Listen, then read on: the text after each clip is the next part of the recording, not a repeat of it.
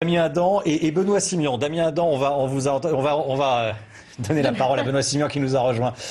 Vous l'entendez, cette déception? Qu'est-ce que vous dites à Steve qui est face à vous, hein? Oui, moi je comprends la colère et moi qui étais un élu du territoire, je viens du Médoc, je connais mieux que personne sur ce territoire où les fragilités sociales et la fracture territoriale est une réalité. Et on a besoin de sa voiture latente. dans le Donc, Médoc.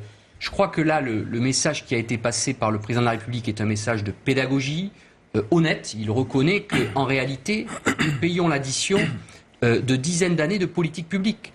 Et moi, ce que j'apprécie dans le discours, c'est qu'il dit, en fin de compte, tout ne va pas se régler à Paris. Je fais confiance aux acteurs territoriaux. Pendant 3 mois, mettez-vous autour de la table. Moi, l'année dernière, il y a près d'1 an, j'avais réuni sur mon territoire les assises de la mobilité. J'avais eu des centaines de personnes et nous avons travaillé ensemble sur un plan pour ce territoire qu'est le Médoc. Donc aujourd'hui, moi j'invite les Gilets jaunes quelque part à sortir de la grève. Il y a un temps pour tout. Nous avons compris le message.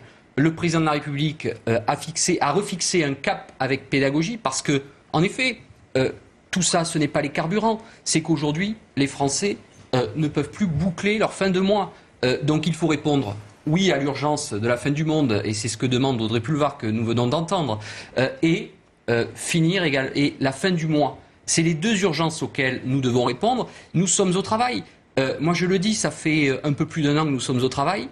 Aujourd'hui, nous payons l'addition de dizaines d'années de politique publique. Notre politique publique paiera, mais pas tout de suite, il faut nous laisser du temps. On voit bien sur les territoires, quand on est maire, moi j'étais maire, la réponse politique, elle est quasiment immédiate, ou en tout cas on en voit les effets dans les 2 ans. Là, la réalité, c'est que nous payons l'addition du quinquennat, des quinquennats précédents. La trajectoire carbone, elle a été décidée sous le quinquennat précédent, il faut le rappeler quand même. Le fiasco de l'écotaxe, parce qu'on demande tous aujourd'hui une fiscalité écologique juste, solidaire, pour pouvoir en effet faire plus de routes, pour pouvoir mettre plus d'argent sur l'éducation. Et c'est ce que nous faisons. Nous avons un budget en augmentation dans l'éducation, dans les armées. Moi, je suis rapporteur du budget transport. Aujourd'hui, la réalité, c'est que c'est plus de 200 millions d'euros sur les régénérations. Ça, c'est la politique globale, mais l'urgence.